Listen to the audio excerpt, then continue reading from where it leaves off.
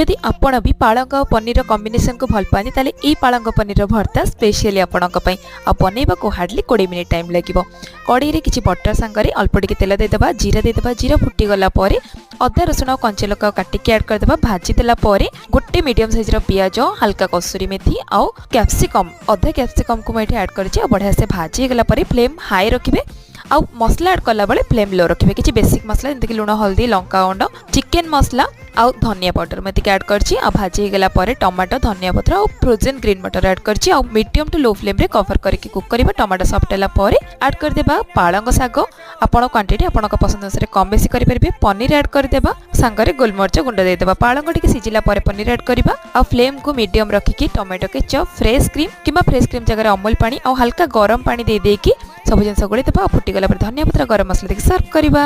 गरमा गरम रोटी और परोटा सहित एकदम मजा ही आसीबो। एंजॉय।